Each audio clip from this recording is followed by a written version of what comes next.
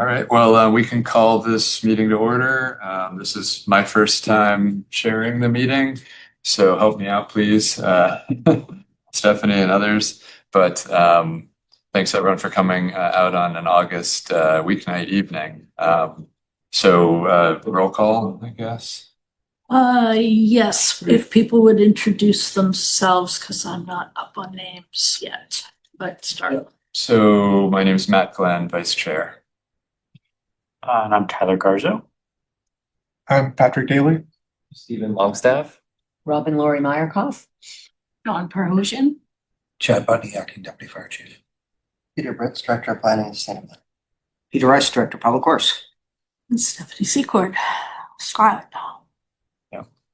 And I guess I want to start just thanking city staff for being here on a night that's lightly attended by the rest of us. Really appreciate you. And if we get Eric on too. But I do know Councillor Hopkins was going to be out of town tonight. Annie Poubeau out of the country. I heard from Ann Torres, absent. Freddie offered that he would like to resign. He said he was finding it difficult to make it to meetings. So I think for that to be official, he would have to send a letter to the mayor, and this council would accept it. I'd be interested to, if there were any accommodations that could help him. I mean, he had mentioned that it was, given his sight impairment, it was a challenge. So, we'd be happy to explore if there was accommodations that we can make. So I agree. That's a really good idea. Yeah, I mean, Freddie's got a really good perspective, and he's a great addition, I think. I can give him a call. I tried calling today and left him a message saying that we'd love him to come tonight if he could. Yep. And then Stella Whitehouse, when I reached out to her on the phone, she wasn't aware that this committee had even started and that she was on it. So she was missing all the emails, but she would like to attend in the future. She's working tonight. And Colleen Garcia, another of our members, just had a baby. So she would also like to attend, but has a lot going on. Yeah, I mean, I appreciate the folks who are coming month after month, even in the summer. I think we just have to, at a certain point, realize that to meet a quorum requirement, if you can't come to more than 75% of the meetings, ideally 90% of the meetings, you should resign so that we can meet our numbers. But we can still have a meeting without votes tonight, is my understanding. Yep. Can't take any formal action. So let's open public comments. I think we have one member of the public who just walked in. Join the table. Hi. I'm Doug Roberts. I live at 247 Richards Avenue in Portsmouth. So I've been involved tangentially in bike ped things for a while. I was chair of the Parking and Traffic Safety Committee. So I was thinking about the recent update to the master plan for bike ped, and I looked at it. It's really a well done document. But the question is, how do you implement that? And so for as long as I can remember, the city's philosophy about bike projects has been, when we do a road, we'll do the bike lane at that time.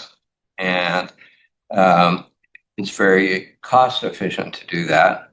But I think it's devalued the other things you can do with bikes to emphasize their importance in the transportation network, such as signs or striping or something like that. I just drove down Maplewood Avenue from Woodbury to the bypass. And to my mind, that's the best striped and constructed bike street in Portsmouth. There's very narrow bike lanes, but there's a buffer. The bike lanes, the car lanes look like there might be 10 feet wide instead of the usual 11 feet. You could even make them 9 feet. There are islands in the middle of the street and there's aggressive striping at the crosswalks. So I think that sort of thing could be continued when you get to the bypass. There's a bike thing that says, looks, it doesn't say bike lane ends here, but there's a stripe up the hill and that's it. And you're on the other side of the bypass and there's nothing on Maplewood. You're sort of on your own.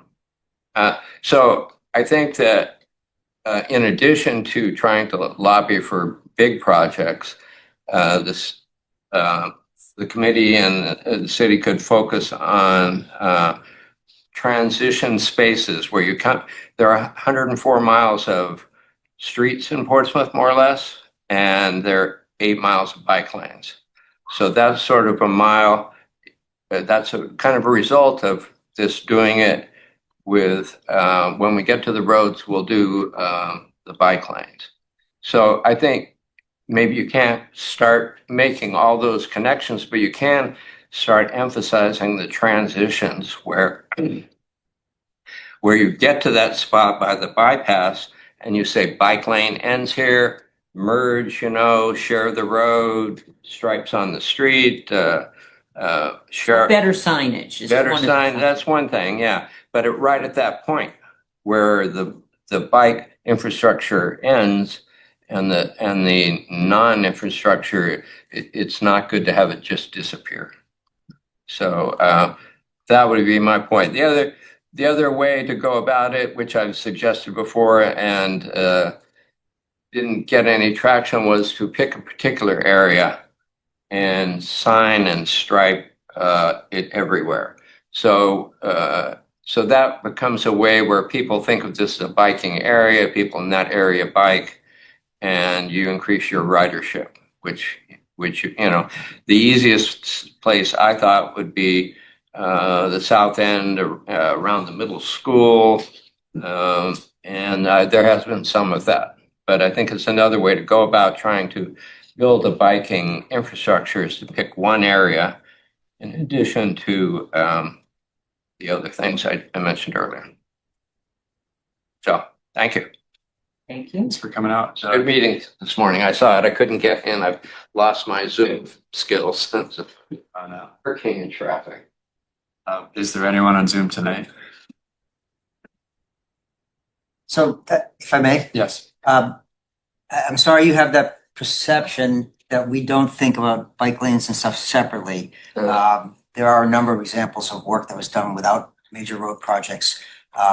Recently Borthwick Avenue, we're working on Woodbury Avenue to extend multi-use paths. We work with developers when they're doing projects to leverage their work. The old Christmas tree shop's an example, and we're getting multi-use paths from theirs out to Woodbury.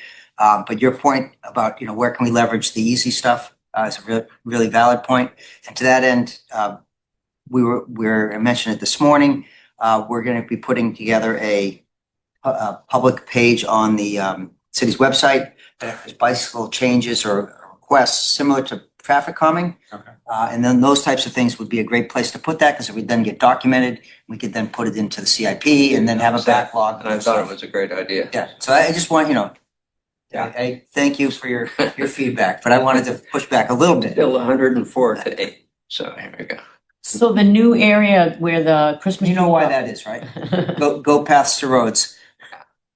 So there's going to be, they're going to connect to some paths to get into Portsmouth proper. Not yet. Oh, okay. Borthwick is. That's done. That's completed. Okay.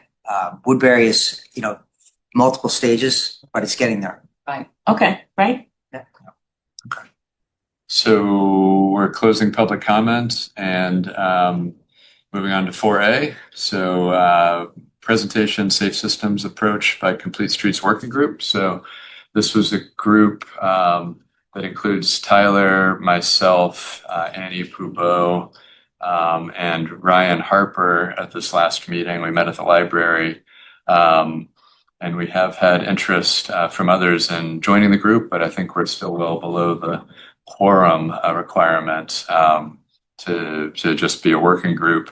But I guess to introduce it a little bit, we started by thinking about just the word crash versus accident, and then realized that there's a whole recommendation in the bike ped plan for a safe systems approach.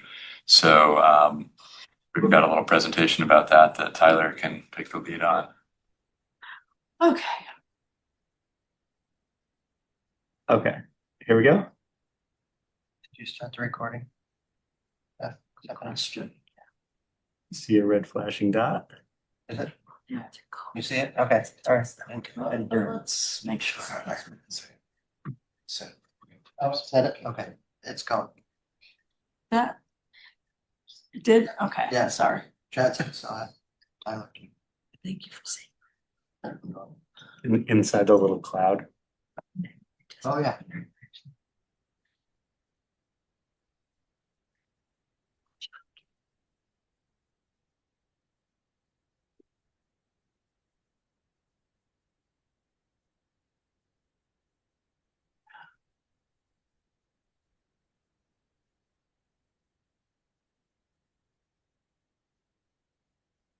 You need to stop share and then reshare.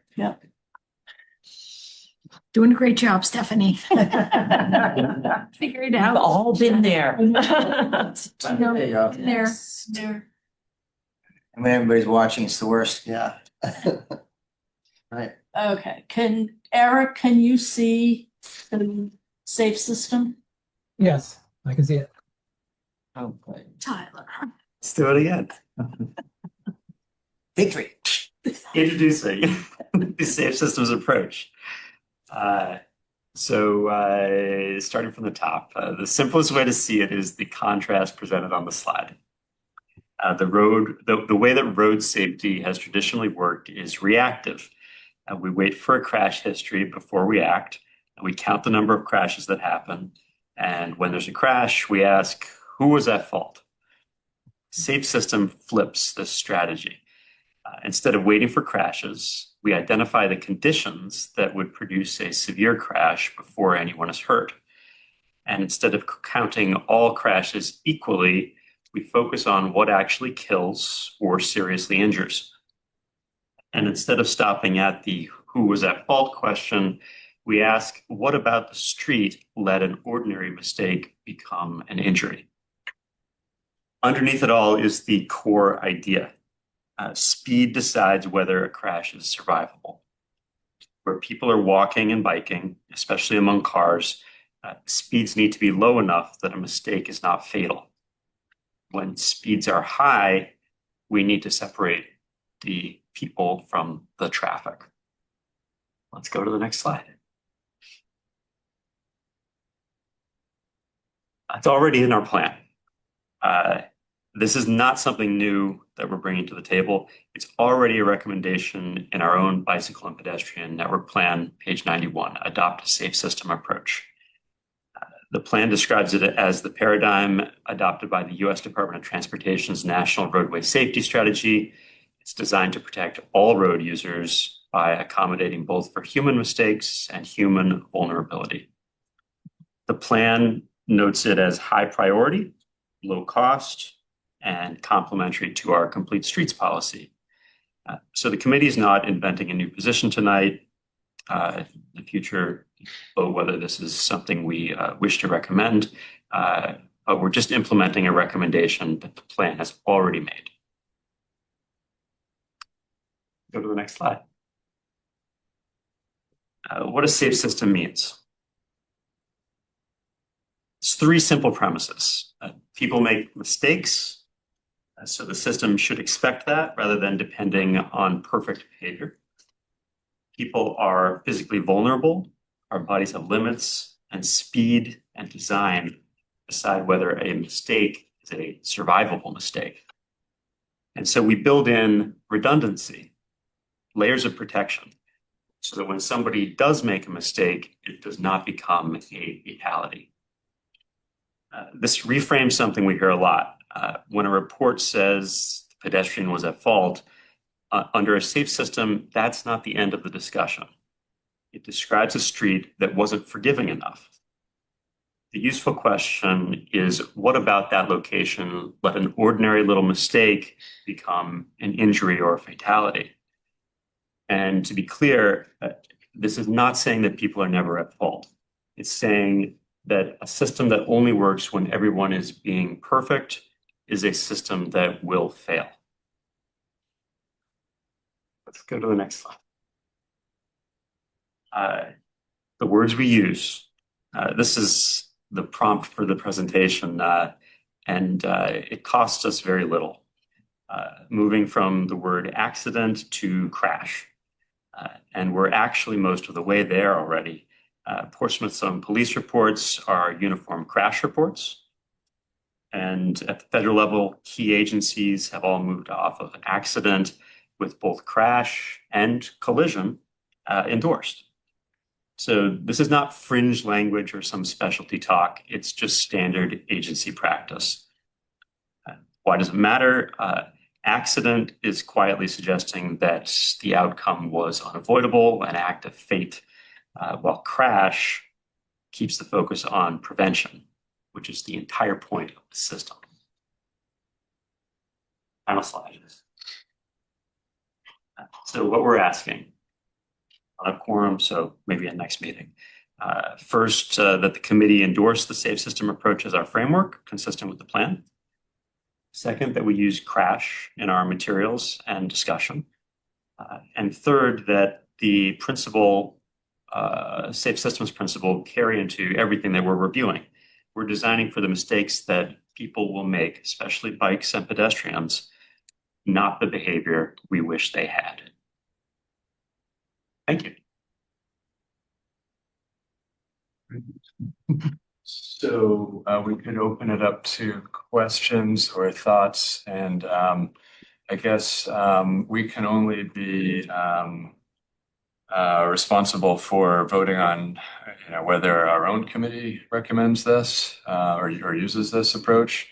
But we could make a recommendation to the city council to adopt it, for example. And I'd really like to hear from planning and sustainability department, if, in terms of what this might mean Well, for I your was gonna ask if it's already in our bike ped plan, to adopt it. to adopt it, so Right. adopt a safe systems approach. Yeah, it's one of the line items. I think it's a planning tool, if it's something that makes sense in terms of the way we make our streets more usable. I guess I would want to hear what Eric has to say about it. How does that change what we already do? Because I don't know that we don't already incorporate some of this in our process finally when we design things, so it's not, I guess I don't understand how much of a change it would make. It's more than language. The term crash, I think that rationale makes sense. I don't understand the rest of it in terms of how. And can we recognize the member of the public over there? You have something to add, Doug? Yeah, I just wanted to say I watched the Parking and Traffic Safety Committee this morning, and that exact framing of it, that it was the pedestrians or the cyclists' fault, came up and was repeated by a member of the police department. So I think it would be very useful to get that to be a citywide policy that, and you probably, they have a particular way of looking at it. This could be very helpful if that framing is changed. Right. And I think to use one of those examples, it may be the case that a pedestrian was at fault. They, ran across the street in a place where there was no crosswalk. But I think the safe system approach would be to look at that and say, where is the closest crosswalk? Is it a mile in each direction? What are the speeds on the road? Is this a place where we know people will want to cross the road because of businesses on the other side? In that case, what speeds do we design for? To be thinking about those things in addition to the fact that maybe someone made a bad decision, but I don't think there's anyone in the room who's never jaywalked, right? I'm just going to say, though, that Just outside the of a amount crosswalk. of people who don't use crosswalks is amazing. I mean, it's like pretty standard because I ride my bike all over Portsmouth all the time. And it's it's just incredible because the crosswalk will be here and people just run across the street really quick. It's pretty common. Sure, but yeah. So I don't, I don't see an issue with adopting this approach. I mean, to me, it's pretty common sense. I mean, it's really, as Peter said, it's pretty much what we do already. And it's making sure we just bake it in. I mean, the challenge, for all these examples, I think of Route 1. You get the Crossroads house, and I constantly see people running across the street. Well, that's People feel safer crossing where it's narrower instead of at the light where it widens out for turn lanes, I think is part of it.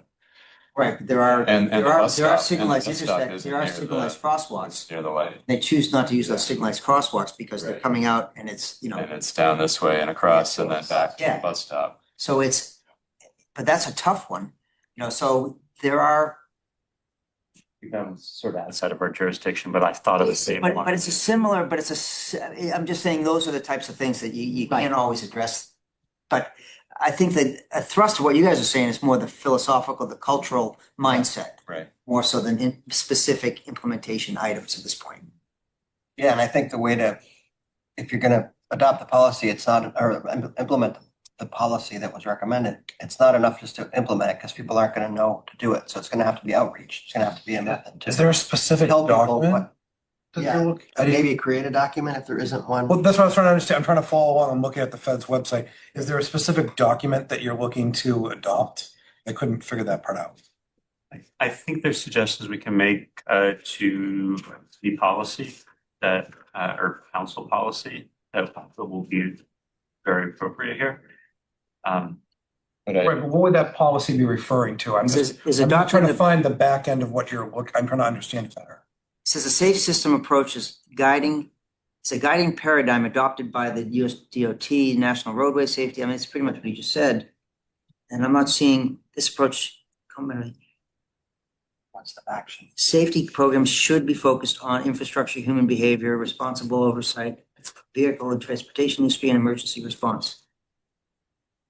It doesn't, I mean, it seems pretty. Yeah, I mean, I think this is just putting it in context of an overall philosophy more than a specific policies or design guidelines. It's a low cost, high priority move that I think it doesn't have too much touch at this point. It's, this is our definite approach. Now we've codified it. But there are probably more DOT resources that could be shared. I'm sure I can dig a little bit too. And I'm curious what Eric has to say. You've got input, Eric? Yeah. I mean, I agree. It's more of a philosophy and a way of approaching issues and concerns rather than some specific guidelines or requirements that you have to meet. It's a way of looking at the problems and addressing them holistically rather than saying, the pedestrian, ran across the street, he's at fault. Like you said, we're not going to put a crosswalk in everywhere a person crosses the street. That's not realistic either. So it has to be look at the whole picture to see where it makes sense to make things safe as possible, but being realistic about how you go about it and realizing that, it's always flexible in design, how you're going to address an issue. You can't be rigid and say it's got to be only this way because it doesn't always work that way. You need to look at, what makes sense, so there is a element of, the mistakes can be made and they won't be fatal. You need to have that resilience built into the system. And I think we try to look at that when we're doing our projects, and we certainly keep that in mind, but it's good to have that as a policy, to remind us that's how the way we should be looking at things. That's perfectly with a complete streets policy, So maybe that's something when we look at the complete streets policy to consider folding it into it. Sure. Okay. Great. So I guess no vote, but any more discussion on this right now? Okay. Thank you, Tyler. And Complete Streets Working Group. And I guess next up is under new business, a discussion of projects the committee would like to prioritize in the capital improvement plan. And this was also something that our Complete Streets group put some thought into, some discussion. But we're looking for discussion from the full committee as well. We came up with just 2 slides about this that I can cover. So sort of big picture priorities, and actually before we get into it, Peter Britz, do you mind saying just something about what the CIP is and what the process will be for getting money to projects? No, Because I know it's not the budget. no, the CIP is a planning For document. everybody. So every year we put together a 6-year look forward, and what needs to be done. And the CIP is sort of that planning document that the city council adopts with the planning board's input and staff's input and committee input and citizen input. And all those elements are reviewed and then put into a plan. And then when it comes time for the budget, those are the capital items that get considered as part of the budget. And it's usually, what is it, 1%? Peter? Percent of our budget? Yeah, I mean, that's where we're tracking. It was Goal- supposed, a goal was 2%. 2%, sorry. But we have been tracking at 1.1% So it's Of all capital projects would be, of the annual operating. okay. Okay, thank you. So there's a deadline. No, I'm sorry, that's cash funded so we have, when you have a CIP, you have pay as you go, cash funded, and you have bonded or federal grants or Oh, whatever. I see. Or you could have match, you could have a private-public partnership. So out of the cash funded, that's the 2% stated goal, and we usually track around 1%, given the challenges on budgets these days. Okay, And so you're about to say the deadline for citizens it's September. and committees is September 18th. And so when's your next meeting? September, first week of First September. September, okay. Before It'd be important to have a quorum to vote on that, so you can get that.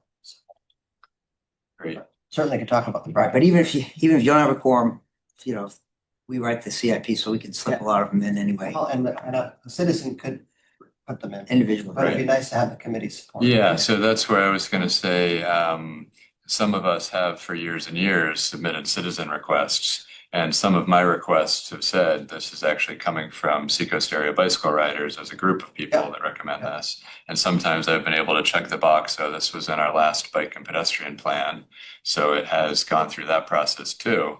But it can be, several meetings to follow through, and then especially budget meetings too, to advocate for these things. And I hope that many of us go to those meetings and advocate in the future.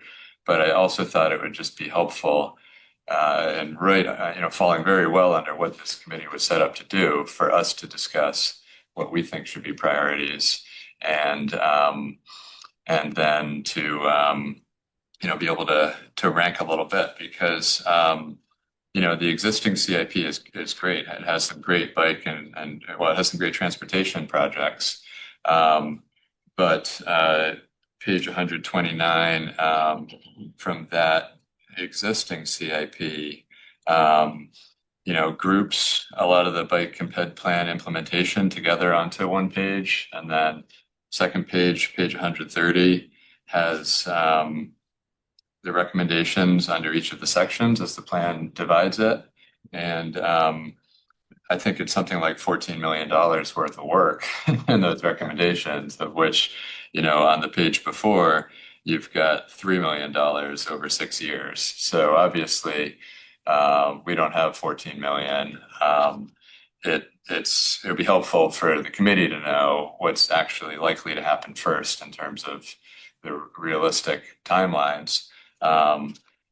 And to put in some of our thoughts here, and maybe again a month from now. Yeah, just to explain that a little bit, the reason we put it in that way is because it's hard to prioritize or give you a list of when things will happen, because the projects happen as the budgeting for those projects happen. So we didn't want to exclude anything, knowing that project could come up sooner than we think, or it might come up later. Peter probably knows better where the new projects are coming, but after that, there's more projects coming. So when do those come? So we didn't want to exclude any from that list. So it's a huge list, but it's better to keep it in there and track them. And then as they get ticked off, we can cross them up. Okay. And bear in mind, that's 17 million if we paid it all ourselves. Our goal is always to leverage funds elsewhere, whether it's through CMAQ monies, which is congestion mitigation, air quality grants, which we've had some success on, but Yeah. can be kind of onerous to implement. And private developers, as they come in, we are able to extract some concessions to get improvements made. Right. So.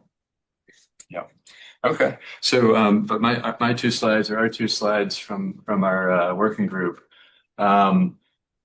We wanted to highlight we wanted to use this criteria for ranking the crash data. So mentioned in the bike ped plan.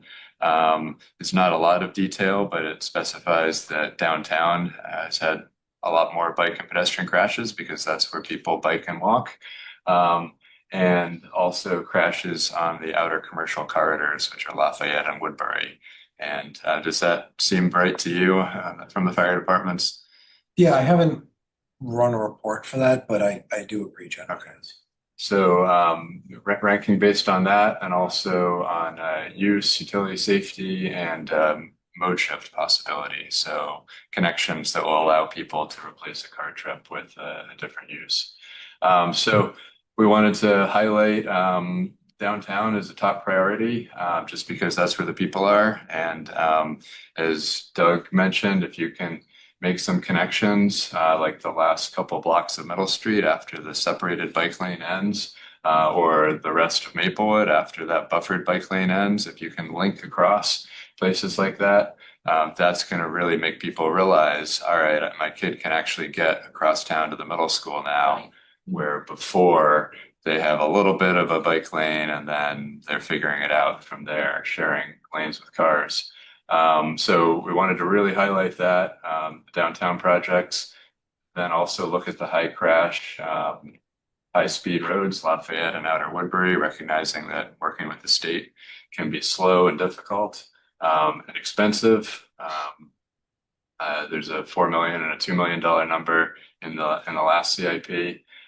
We do think that rail trail links are important and links to C&J. So there's a great path that's really doesn't have much signage to get to the C&J bus stop where they have bike racks to lock up and a security camera, connections to community campus. I know a lot of people are advocating for. But what we suggested could be lower ranking, although it's relatively inexpensive, was like the Walker Bungalow Bike Boulevard. I can talk more about that, but just, we have a continuous bike lane on Sagamore now, and I don't see very many people using Sagamore detouring to something like Walker Bungalow. I just did it yesterday. Very steep hill, right. And it's fine for people to use it, and we could throw up a couple signs that suggest it as an alternate route, but I don't see that as being something to spend thousands of dollars on compared to other priorities. A couple signs that say this is an alternate route without much going into it. The other one, the Constitution multi-use path, it's nice that we got a developer to pay for a portion of that. But for the city to pay for the next portion, it has very few cars on it. It has a wide shoulder. I would ride with my kids on Constitution. I think it's Banfield that I would not ride with my children. And so I'd rather see money go there to do something connecting Constitution or community campus to the rail trail on Banfield. So if we could see the next slide, please. I wanted to really highlight Maplewood, knowing that there was a 2018 Complete Streets on Maplewood Ave downtown project. That funding has now been shifted elsewhere, that it was in the CIP for many years and is not currently in the CIP. So this is the one project we wanted to highlight that really should go back into the CIP. And I wanted to ask if Maplewood is going to be repaved with sewer work in the coming years. It's identified for 28 for water main and sidewalks. So we were envisioning as part of that, and that would be from Dennett in, but then we could include up to the top of the hill to the bypass, so we can improve that area as well. But it's not envision going past the railroad tracks. South of the railroad tracks, it doesn't go to Islington. It doesn't go all the way to Islington. Okay, so that's the area I was most interested in, was south of the tracks. There is, I mean, there's a very large project, drainage project that's going in from Hanover to the other side of the railroad tracks. But that's a utility project, which is not envisioning road. But is design as part of that. is the road dug up and repaved? The road is going to be dug up and repaved. So there That's would Hanover. at Probably least, over to the railroad tracks. okay. So just to say why, a little more about why I think Maplewood's important. It's an essential bike link, no parallel route that functions in the same way, and in particular, it connects the North Mill Pond Greenway. You're calling it an esplanade. I think that that path is going to be huge. The people using that North Mill Pond path, and so to have a place to get from there towards downtown would be really helpful. I think Maplewood is as wide as it is because of urban renewal. It didn't exist 50 or 60 years ago. And so it's where there is an opportunity to change the lanes, create bike lanes, maybe even create some on-street parking like that 2018 plan had. And so I guess what I would suggest is if it's getting torn up for sewer work, at least a portion of it, could we at least consider the cost of a little design work to paint the lines differently?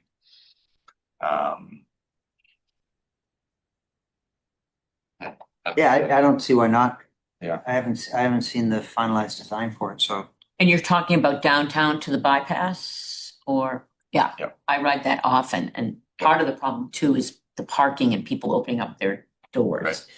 So door zone bike lanes there. Yes.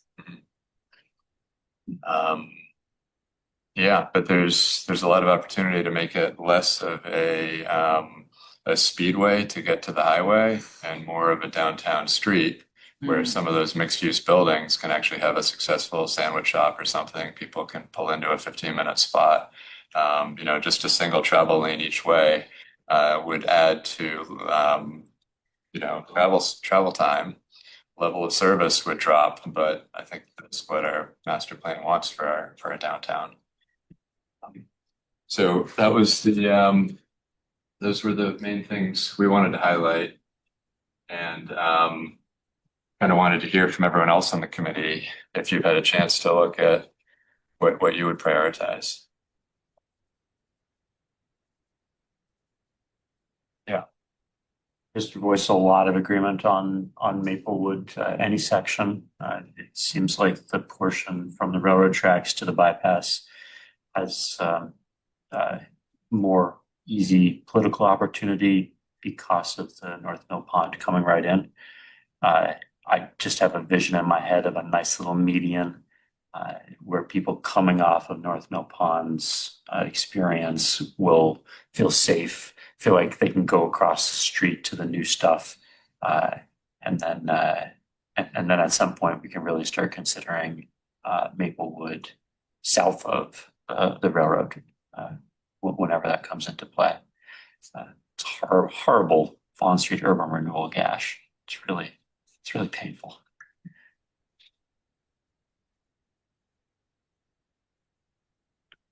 How it comes into play, but when Two Russell's done, all that development that's happening there, there's gonna be a pedestrian corridor behind it. Is that also the driveway to their garage? It's a driveway garage, but Yeah. it's gonna It's also a bikeway. it'll be a bikeway and a pedestrian way and a fire lane. So, So that gets you behind the building, closer to Market Street, yeah, but really no space on Market, coming through towards Right. Memorial Bridge. right, once you're on Market, then you're back on Market. So, then it gets narrow there. Right.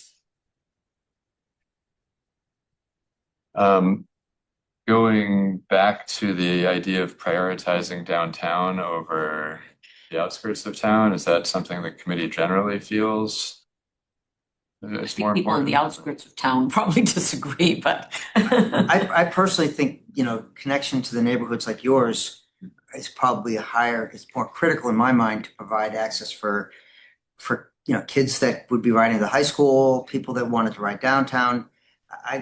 Frankly, I feel like that's an underserved area. I mean, the southern end of town, it's dangerous for anybody to get from Lang Road, up to downtown. But if they can get over to the rail trail more easily, which we're looking at 2 access points over there, that's just my personal preference. Obviously, if the committee decides they'd rather prioritize downtown, that'll go to council, and if council agrees, that's what'll happen.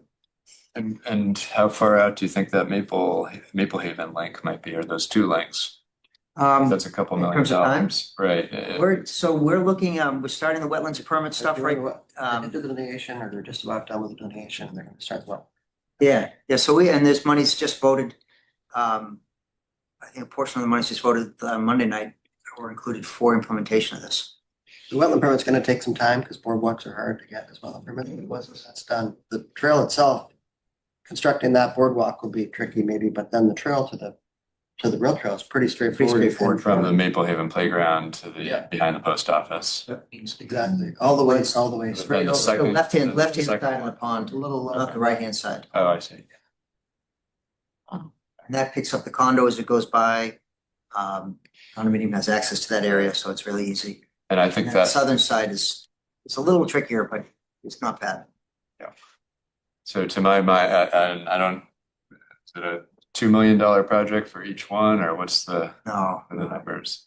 we're looking at potentially doing it in-house, some of it in-house. Okay. So. Okay. So we don't have an estimate. If we contracted it out, it could be more expensive. But we're thinking about doing it in-house, so we'll see. I think having, the right signage is really important too, because I think a lot of us, walk and ride our bikes, and we might know the routes, but people that don't do that often, the signage really helps.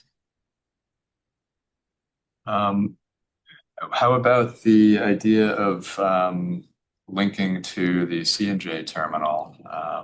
I think that's really low hanging fruit. Yeah, There's already, the path through there is just some additional signage. okay. So you come down Borthwick, you go down past the fish processing plant, go right down to Sherburne and pop up Country Club Lane, and you're there.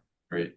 And the Greenland Road project, that's on here is multi-use path along Greenland Road to connect Beverly Hill path out towards Grafton Drive or Sherburne. Is that still? That to me seems like a pretty easy one, because it's widening you're just widening that existing sidewalk. Challenging part is getting over the bridge, Right. the rail bridge there. Is that, I guess that also gives people in that neighborhood a link to the rail trail and to the ski park. Okay.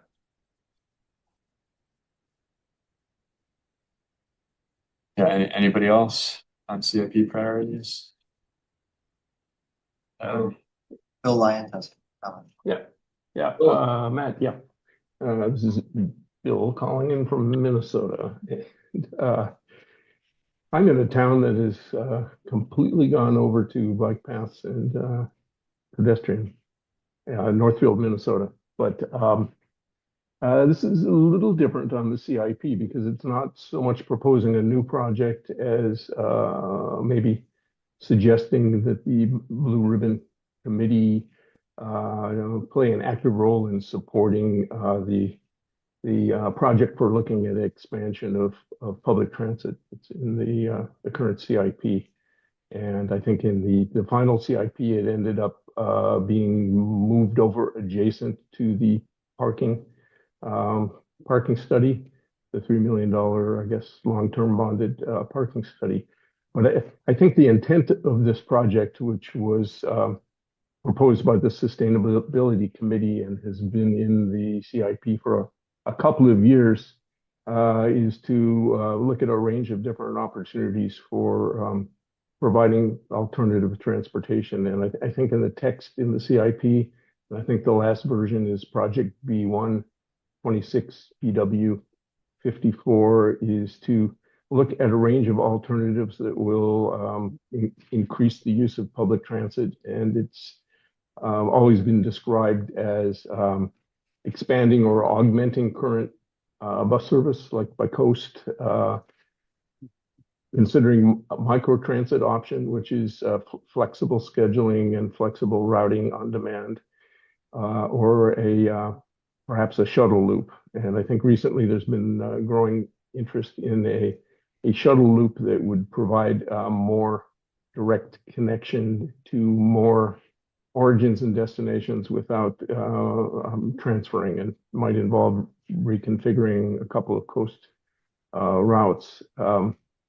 The project has been titled, I think, inaccurately for quite a while, microtransit feasibility, when microtransit is only one of the options that might be considered. But I think the opportunity is for the Blue Ribbon Bike Pedestrian Committee to really support this project, and to make sure that in looking at what's required for the city council's goal for creating a multimodal city, for making Portsmouth a multimodal city, supporting the climate action plan, and accomplishing a lot of the co-benefits that our connectivity bike subgroup, pedestrian subgroup, has been looking at since this Blue Ribbon Committee was formed, is to really get walking and biking at the table, and at the table for this project, which I think is always intended to have a task force providing the focus and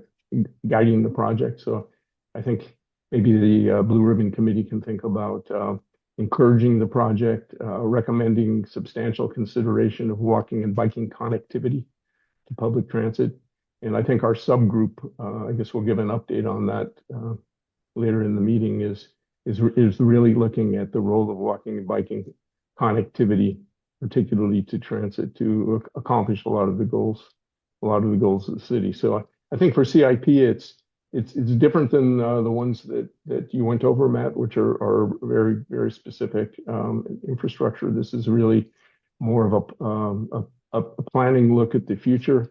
In the Monday city council meeting, in the public hearing on the parking pilot and proposed increase of parking rates, there was a lot of discussion in the public comments and by the council members of a possible shuttle as a pilot, is really what the focus would be for this particular CIP project. I think in interest, if there's additional parking revenue, that this might be an opportunity to show some community benefit, including for downtown workers, of supporting improved public transit. So I guess for this committee to think about is maybe making a recommendation. It wouldn't be a new CIP project, but just recommending some ideas for that, and encouragement, and an offer to be an active participant, maybe through the task force. Thanks, Bill. I think we can definitely be active participants in that. Mr. Chair, Sure. if I could just remind you all that last year, $50,000 was appropriated to do this evaluation, and that it was just released July. So we're in the process of getting somebody on board to start that evaluation. We look at teaming, partnering with Coast. Obviously, this committee would be included in those discussions. So I support the further evaluation. And we have some past experience with the shuttle, and we have some good numbers from Coast as well as other vendors to be able to put dollars to it. I mean, I think the possibility of getting the hospital and others involved, potentially Liberty Mutual, where they have some unused parking out there, would be, potential benefits. So those are the types of things. Private-public partnership is the only way I see it becoming viable. So I definitely would agree with that, and I think that having the task force and involvement of private sector, particularly maybe the hospitality industry, which is really struggling with employment in the hotels and the restaurants, and maybe opening up some ideas for car-free tourism, where visitors could take C&J and hop on a shuttle that takes them directly downtown. But I think that idea of a task force to really guide the project is really an important one, and I hope that the city stays with that, because I think the task force can really help shape the activity, and that would of course involve heavy participation of Coast. Bill, can you just clarify what you mean when you say task force? Who Yeah, exactly I is that? think that the CIP has always said that there would be a task force as part of this project, and I think that the council members like Tabor on Monday were talking about the formation of the task force that could include downtown businesses. It could include Portsmouth Housing Authority, because really, if you're expanding, let's say, modifying current coast routes, especially I think looking at some of the suggestions coming out of the master plan, would be possible to really improve service to a lot of the new housing projects and contribute to the affordability and the movement of workers, and also maybe ease up somewhat on the more immediate parking pressure. Let's say a Lafayette downtown out to the West End, the hospital, and C&J, making that a loop and really extending existing. But that would be something that could be really considered in the task force. But Peter, when you're talking about a 50,000 RFP, is that a consultant study, or is that something that would be done collaboratively with Coast and Rockingham? It's envisioned as a consultant in collaboration with, we're not going to give $50,000 to Coast on top of the 900 and something thousand we give them annually at this point. No. So the idea is that, they're going to be part of the solution, or they're going to be part of, it's envisioned that they're necessary to get input from, and what potential solutions they could have. Yeah, definitely. And I think that part of it should be the financing part of it, and the ability to come up with enough benefits for private sector parts of Portsmouth that they might want to invest in this. And I think part of the question is really what would it take for Coast to support a pilot project that is really something that's Bill, we have some of those numbers already from Coast.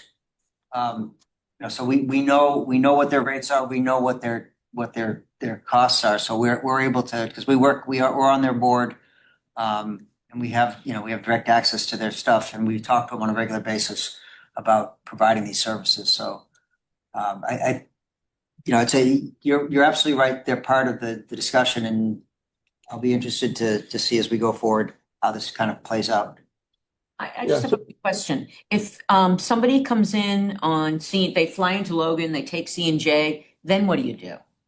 Like, I know Uber and Lyft are like limited, but if you don't, there's no place to rent a car, how do you get into town? It's limited. There is a bus that would take you downtown, but it is infrequent and doesn't run early and doesn't run late. That's what I mean. What do most people do? They do not take Coast.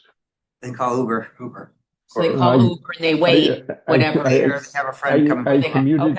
I commuted on Coast to Boston for 30 years, and I could count on one hand the number of commuters that I saw or visitors. Shuttle buses they take share. the Coast. Yeah. Do the hotels have shuttles? Some of them. Yeah. do. I think Okay, there's that's what I kind of assumed, but I didn't know Some of the that. hotels, there's multiple hotels, Sure. one group, they'll have one bus that shares. Okay. Yeah. And how often they do, whether they exclusive or Right. 24/7 or every day or only parts of the year, I don't know. Yeah, it just seems a little bit of a missed opportunity on a disconnect. Yeah. big Straying a little bit from our agenda, but do Yeah. you have something else? I would just emphasize that the discussion about CIP, CNJ type connections is an interesting gap filler there. Yes, it'd be nice to have a shuttle doing that. It'd also be nice to have improved bike connections since it's I think very close. Those are higher value connections to CNJ than even the ones to, well, L1 Park. It's more. And I think those things all need to be considered together and considered in their full connectivity, because it's way too often that we are thinking of these modes really as stovepipes. And we can play a role in that. So thanks. Anything else on that topic? Or on CIP? Then we could move on. Old business, none. And then 7A, informational working group status updates, reports back. I think we reported quite a bit from Complete Streets. I think the Bill, do you have more to report from? Yeah, just that we met again, and I think we're going to This is continue with connectivity group. this is the walk bike connectivity group, and that we are going to continue to focus on the why part of it. If we've got a lot of good what projects, specific projects, the sorts of good projects that the Complete Streets group and the CIP has and are going to consider for the next CIP cycle. We're really concentrating on making the case for why the community should make these investments, and looking at particular benefit areas. On the Monday council meeting, the discussion of the concern about parking supply and demand came up. That'll be one topic. Also, mode shift to reduce greenhouse gases, public health, general affordability, and I think the economic side of it, the car-free tourism and business access to workers. So I think we've got 4 or 5 topics, and we're going to look at the Portsmouth context, including existing plans, city council goals, and see if we can come up with some resources that will help the committee and help individual members, let's say, in making public comments or in supporting CIP proposals. So we haven't decided what the product would be for that, but we might showcase an example of that in a future meeting. It might be a few slides making the case, a public health case or a economic development case for walking, biking, and a fact sheets, for example. When is the next meeting, Bill? The next meeting, let's see, I don't have my calendar, but Tyler, what day did we say? I think it's August 24th.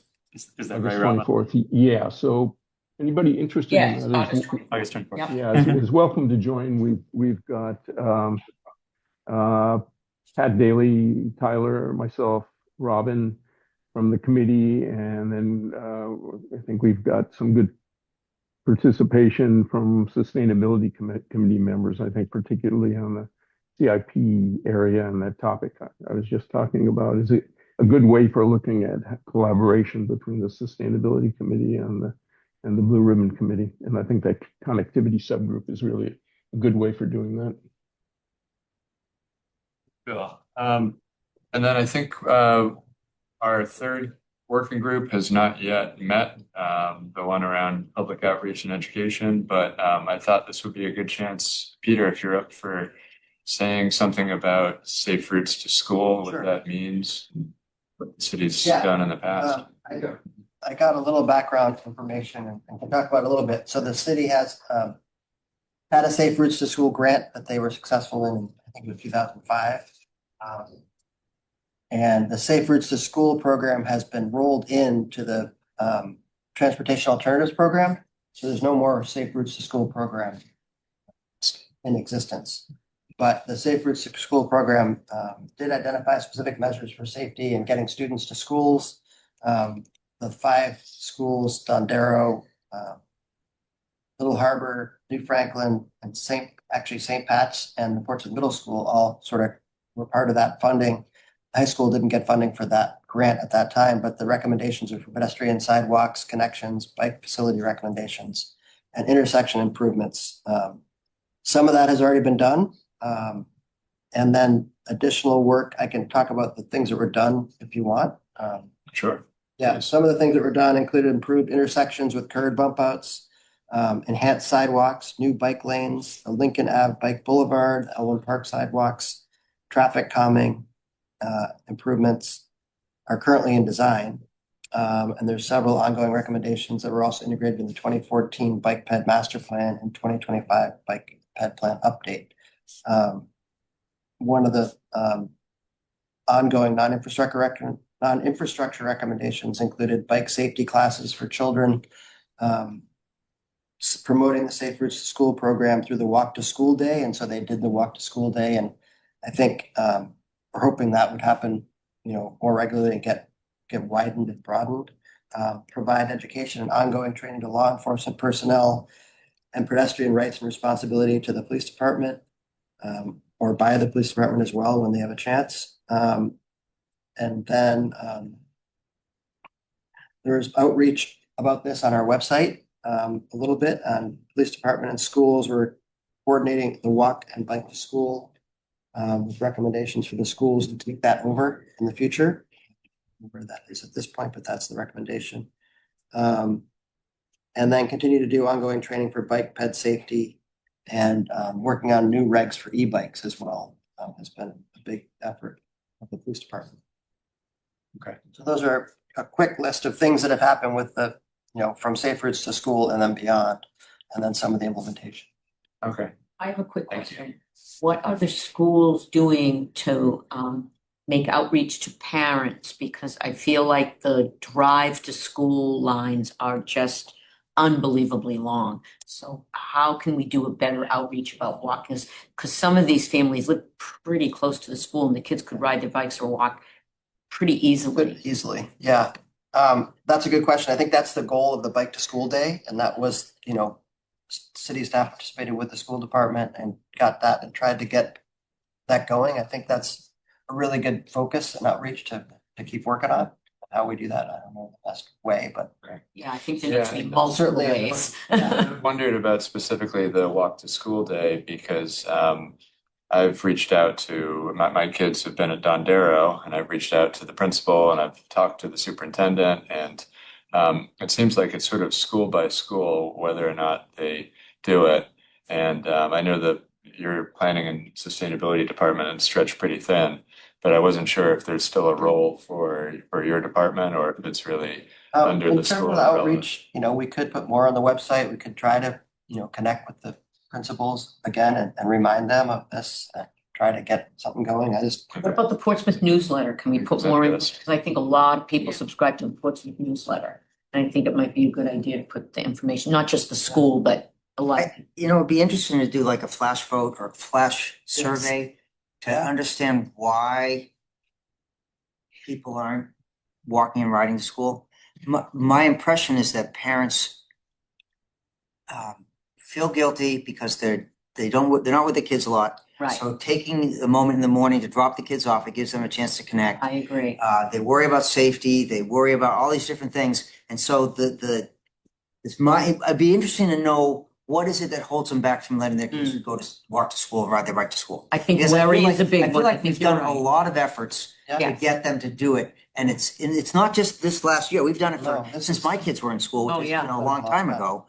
And it just doesn't seem to take. Yeah. And so what's holding it back? Let's, maybe better understand what kind of your approach. What's the impediments to doing it better? Maybe an And- incentive. And there Dollars, there we give may money? be- Earn $10.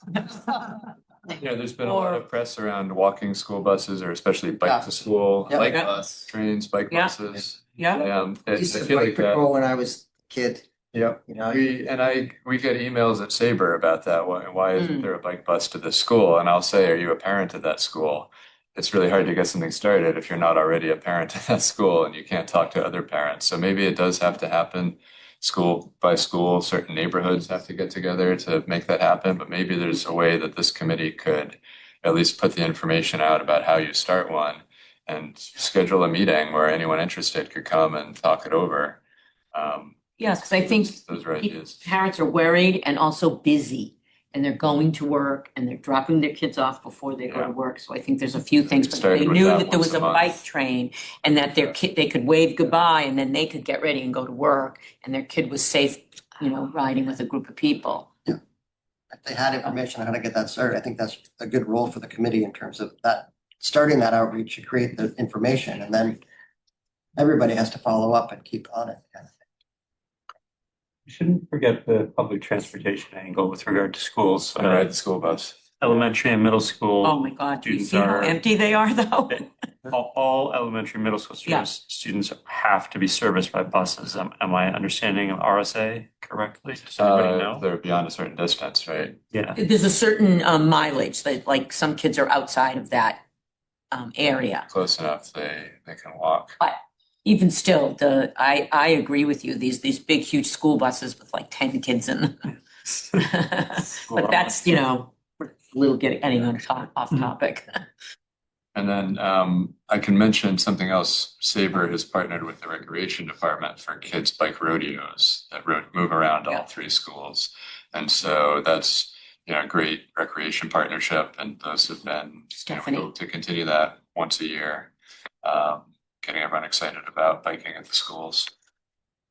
But thanks for that. Maybe that's enough about schools right now. And next up we have police monthly collision report. But That was presented this morning in the Park and Traffic and Safety, and I'm negligent in bringing it forward today. I can share it, Peter. I have it on my screen. If you like, I can. There you go. So we had it under control. Eric's covering me. All right. Can you see that? Can you see that screen now? Yeah. Okay, so we've got the bike collisions in this graph here. This is how many have happened so far. I think we have the first one in June, 2026, and there's been one pedestrian accident so far this year. That was in, looks like April or January. I'm not good at colors, but so this is the one that they were discussing this morning at police and fire about this one. It was they weren't sure if it was a collision with a vehicle or not, but it was the one accident that has happened so far. And I am aware of another accident that happened on Miller Ave a couple of weeks ago, was it? A week or so ago. But I don't know any details on that. It's coming out of the side street. Is it Rockland? Cyclist, I right? thought I saw something about that being Middle and Miller, which is where all the road is torn up. Yeah, that's what it was posted on Facebook but I pulled up the signal video and saw that it did not happen at that intersection. It was up at 300 feet south on Miller is where it happened. But it was not clear on the video what happened, but it was not at Middle Street. It was just affecting the traffic because you couldn't get down Miller from Middle. So part of the challenge with this data is that it's not granular. It's reported as an act. If we're interested in bicycle crashes or collisions bicycle falls or, there are more things that can be. They're not always reported well. Yeah, they're not thoroughly. reported, Yep. If there's no bump into a major car and property just keep damage, going. it's Yeah. not a police report. Yeah. And I think part of the assigning blame is to help the insurance report be clear on, at least when two cars crash, right? That's part of what the police Yeah, does. police is insurance. Assigning blame. Thank you, Eric. Yep. Pulling my Thanks bacon for out of the reporting fire. that. We can move on to Ocean Road requests. These are all updates from you, Eric? Yeah, some of these we covered this one this morning as Eric well. was frozen. Yeah, it said The internet is unstable. Yeah. Eric, you back? Yeah, I'm here. I can hear you well. Talking about Ocean Road. Yes, can you hear me? Yeah, I'll keep talking. Let me try this. All right. I'll shut off my video. There. Maybe that will help possibly. Our connection is unstable. Yeah. Can you hear me any better now? No? Yeah, Yes. yeah. Okay. Ocean Road, we've had a request Yes. from residents. Go ahead. Uh, we've had requests for sidewalks along Ocean Road, but Ocean Road is a state road, so we can't build them there. There's also limited right of way to build a sidewalk along Ocean Road. It would require property takings. It would be a very expensive and difficult, lengthy process. So that's where we're getting into looking at those alternate paths, like was mentioned earlier, coming out of the two neighborhoods on either side of Ocean Road and connecting up to the rail trail, thereby avoiding having to use Ocean Road. So that was the Ocean Road updates. We had a couple of requests lately from people looking to improve, even trimming back the brush and vegetation, because even when you're on your bike or walking along the side of Ocean Road, it's very difficult. You have no shoulders and overhanging branches. So, but it is the state's responsibility to maintain that road. There you go. Pick a different route. And Edmond Avenue. I'll let Peter handle that one. Yeah, so the latest update is we have a preliminary design done for the road, and it's in, like a lot of our projects, it's a utility project that then gets street scape improvements, which includes a sidewalk. Christine Spoviero, one of our project managers, is on this, and they are reaching out to our we have a on-call engineers, pool of them, and they're just getting proposals from them. The big challenge is a large drain line that ends up going underneath I-95 that has some easement issues with it. So we're trying to resolve those, and that's what's been slowing us up. So Okay.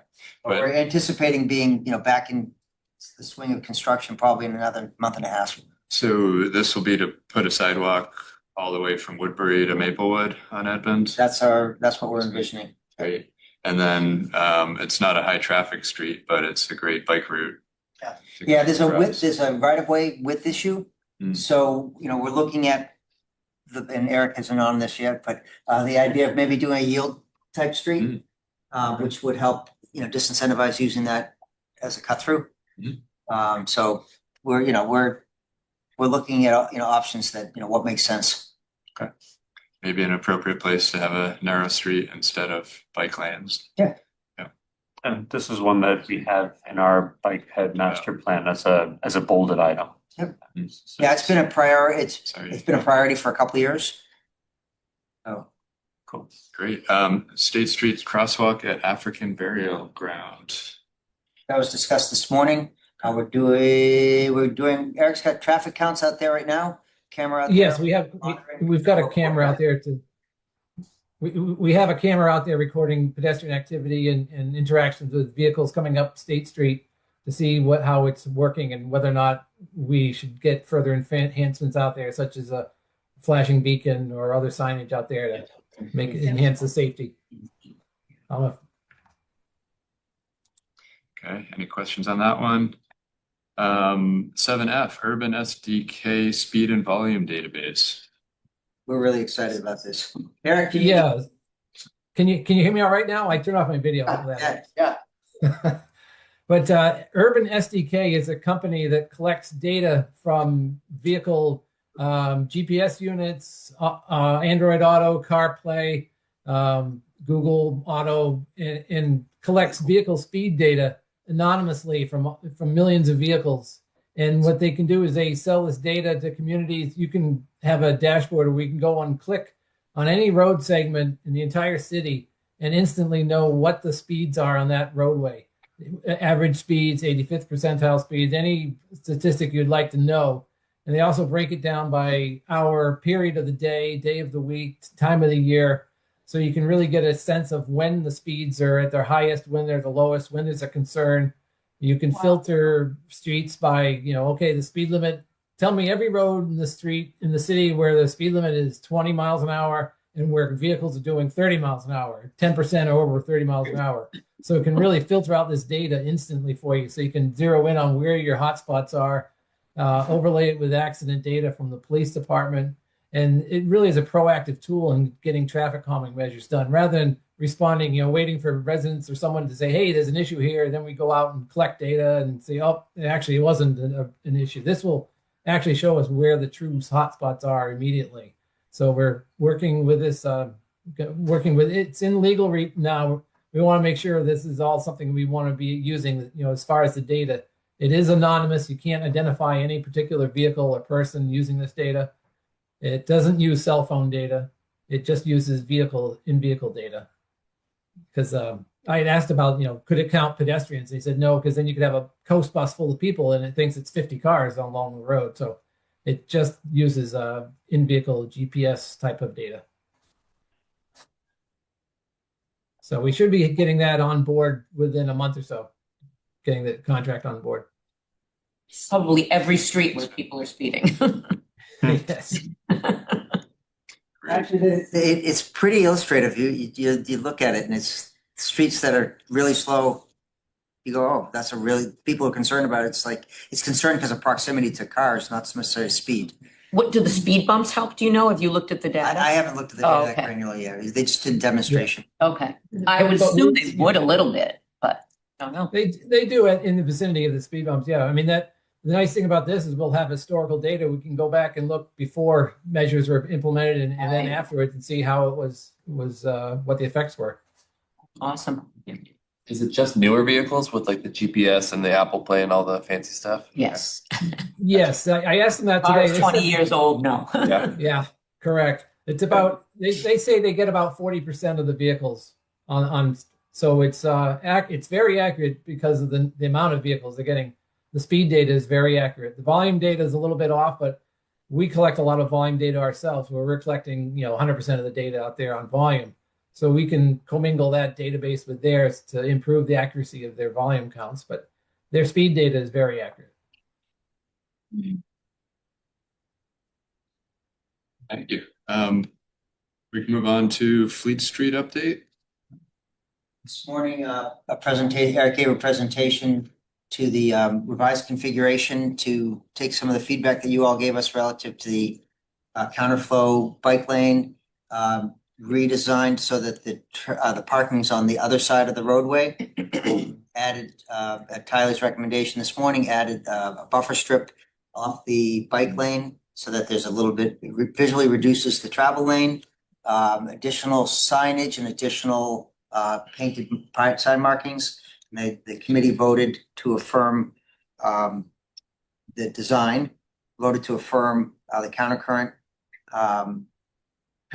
bicycle lane, and then voted to affirm moving the parking spaces. So that's going to go to council to be included in the 17th, August 17th agenda for vote. Great. That's all I think great. that- Yeah. I think Yeah, that'll be first reading on the 17th, I believe. Hey, Eric, are you able to work on that to get it in tomorrow? Get something to.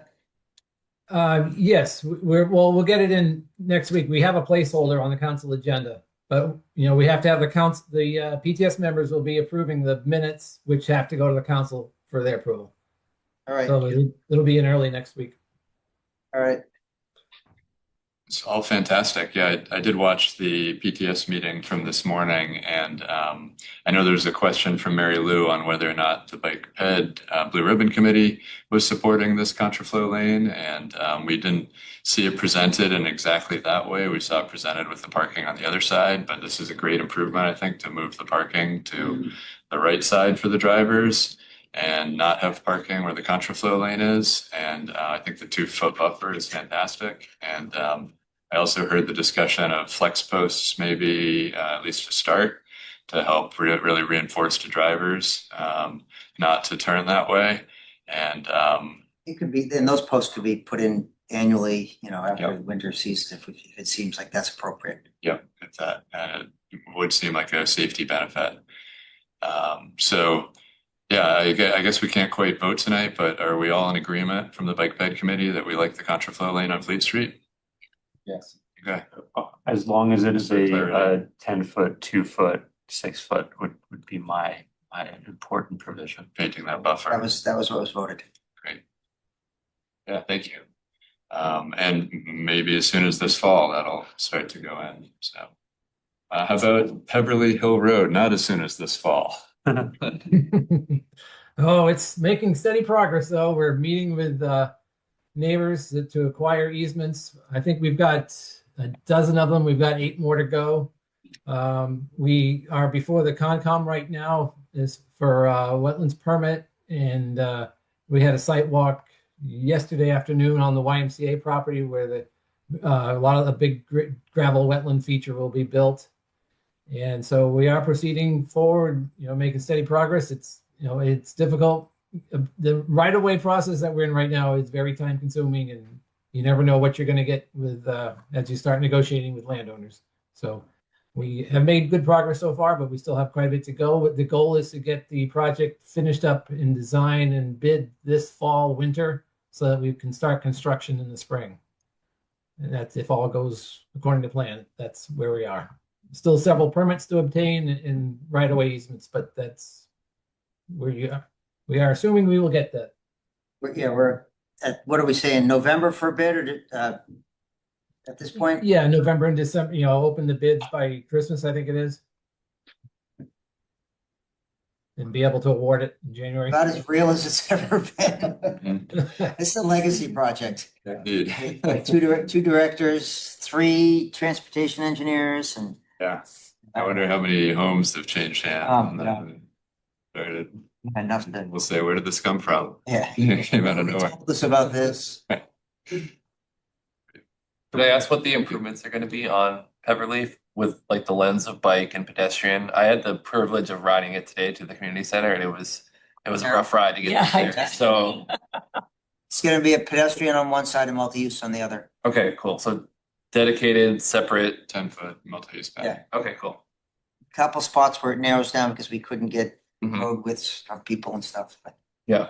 Until it gets to the light at Morona Road, and then Yes. it's bike lanes on the way up the hill. Okay. Yeah.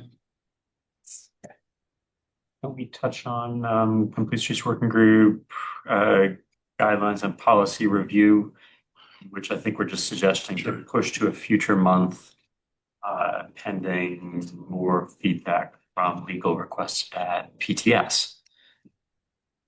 Is that kind of where are we at with the Complete Streets review? what I thought we were talked about previously was that you guys would invite some PTS members and that collaboratively the review would be done. I thought that was with you and Eric, is it not? Oh, well, originally we were thinking it was gonna be an internal thing. We were gonna start with that. But then my understanding was that Tyler was gonna do something with this committee, and then we said, well, why don't, instead of doing it 3 different groups, why not just do it as a collaborative effort? So that's how I walked away from our last meeting. Okay. I did not, It was a mismatch at PTS. I'm mostly thinking about timing, not the mechanics of it. And since we have potentially more input from legal, I'm just recommending we wait a month and receive that gold standard information. sure. Does seem good. The important member of the whole thing is fire. Because remember, no matter what we all decide, if it doesn't comply with their needs, they have the ability to overrule all of our decisions. Sure. So, it's really critical for us to work as a team, so that we come up with solutions that work. So, Okay. Thank you. Anything else for miscellaneous? I just have one thing. I know we start at 6. Do we want to have an end time as well? A couple of other committees I'm on have like an end time, so everybody knows that we got to keep things synced and. Yes, good idea. I think we should aim for 7:30. Yeah, I think 6 to 7:30 would be great. We know that. I make a we're- motion now, that we but- have a 6 to 7:30 meeting time moving forward. you know, forum right now. We can't No. vote on that. Hold that motion. Let's do that. Well, it's a useful idea. Email Councillor Hopkins so it gets on the agenda. Yeah. We can actually. Yes. More things And on I the guess that was the last Yep. thing was just, problem. and send your agenda items for next month's meeting early, so we know, Yes, discuss. Yep. Be prepared. no problem. And the agenda is usually worked on the Tuesday before, the week before. 9 days before. Yeah. Yep. Great. All right, thank you all.